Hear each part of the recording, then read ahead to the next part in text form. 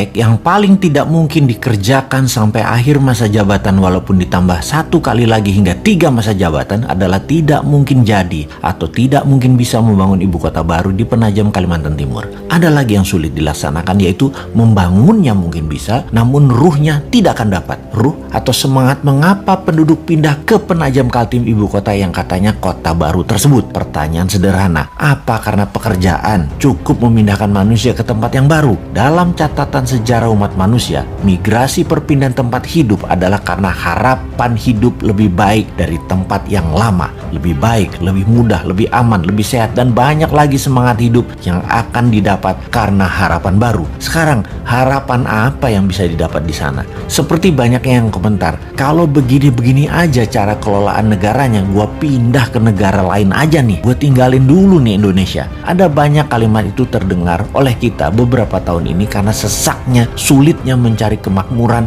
di negara tetangga kita ini yang karena pejabat utamanya mengendalikan jalannya bernegara padahal dia tidak dipilih oleh rakyatnya. Karena hilangnya harapan di negara sendiri dan banyaknya peluang di negara lain, terutama karena lazy money. Itulah keinginan pindah ke tempat lain, menuju negara lain menjadi lebih banyak. Kemudian memindahkan orang sebanyak 5 juta ke ibu kota baru. Ini tidak mungkin cepat. Ini terjadi dalam kurun waktu yang lama. Paling cepat dalam 10 tahun. Itu pun harapan hidupnya harus menjanjikan 2 kali dari tempat tinggal yang lama dan dicapainya dengan waktu yang cepat. Kota ini bisa jadi kota mati, mangkrak. Membangun kota seperti real estate saja, Bintaro, BSD, Alam Sutra yang berdekatan dengan vibrantnya Jakarta memerlukan waktu lebih dari 15 tahun baru kerasa manfaatnya. Apalagi pusat pemerintahan, apalagi ibu kota. Asli nggak sederhana. Antar pulau lagi. Entah apa alasannya ngotot memindahkan ibu kota yang tidak punya sejarah nasionalnya, tidak ada sektor ekonominya,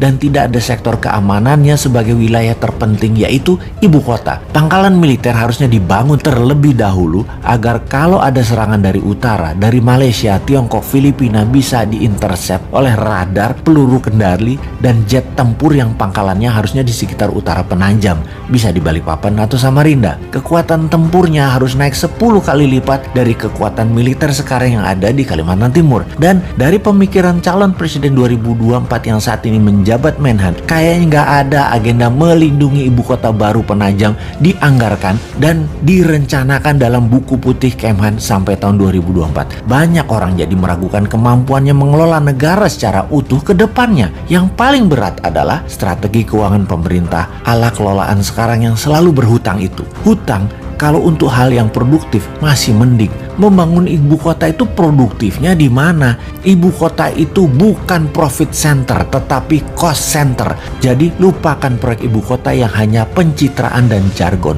20 tahun gak akan kelar dan pemimpin 2024 nanti dari Newman tidak akan meneruskan proyek tidak produktif ini. Pasti kita punya rencana lain yang jauh lebih produktif dan jauh lebih powerful. Saran aja nih Pak, saran, ngapunten loh ya, hanya saran. Lebih baik 3 tahun ini tidak usah bangun baru yang kesannya megah-megahan. Bagaimana memikirkan dan melakukan tindakan yang produktif mengurangi hutang yang selama 5 tahun kemarin hampir ngutang terus sebanyak 5.000 triliun bisa lunas nanti di akhir masa jabatan. 3 tahun ke depan itu lunasi biar pemimpin ke depan ringan menjalankan strategi bernegara untuk Indonesia menjadi negara superpower tahun 2045. Jangan minta jabatan 3 kali deh solusinya.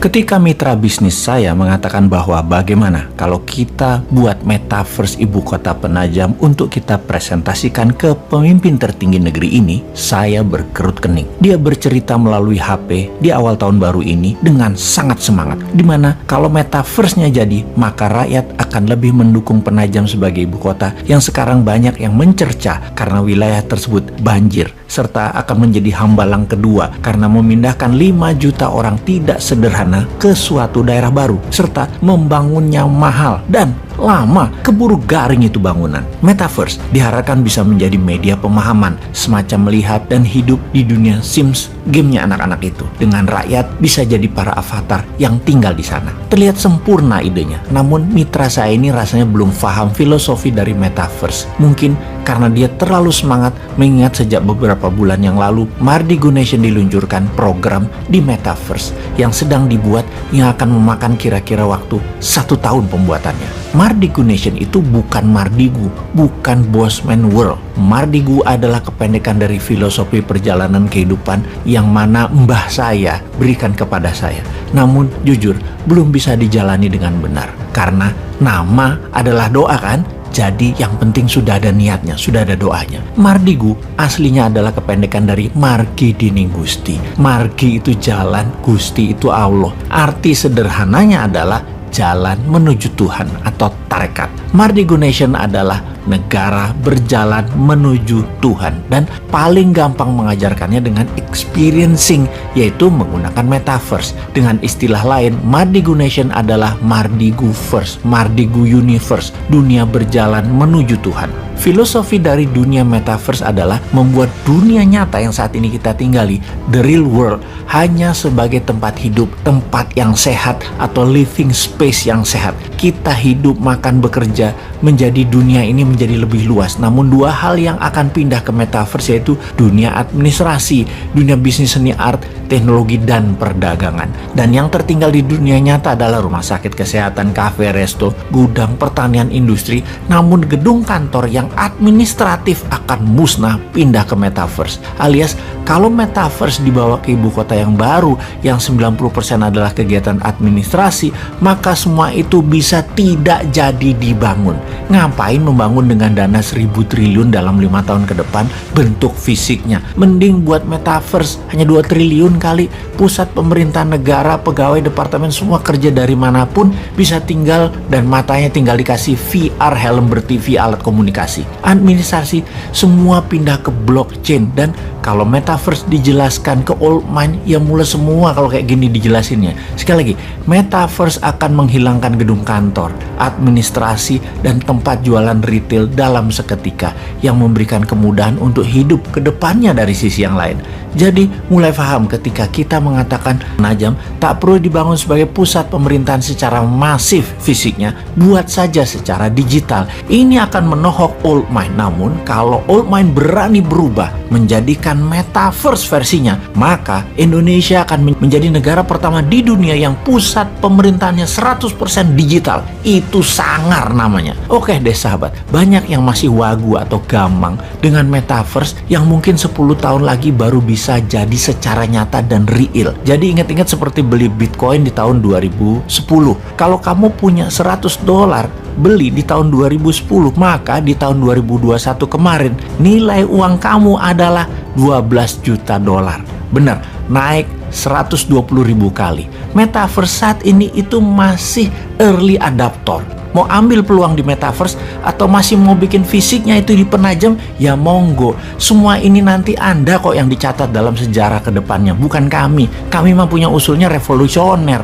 Jadi balik ke metaverse yang Mardigo Nation yang akan pakai emas alat tukarnya. Emasnya dinaran tentunya. Dan akan kita mulai dari Bali First dalam Mardigo Nation Universe untuk menjadi pemahaman sahabat supaya Indonesia nanti punya universe di metaverse. Diawali dengan penajam first. Maka ini adalah penjelasan singkat apa itu metaverse agar Anda semua nggak pusing-pusing lagi dengan apa sih itu metaverse. Ini penjelasan sederhana ala Bosman. Di cara lama, bisnis dan kehidupan itu ada 1. Pasar atau tempat komunitas jual beli. 2. Pelaku pasar yaitu penjual dan pembeli. 3. Transaksi atau penjualan dan pembelian.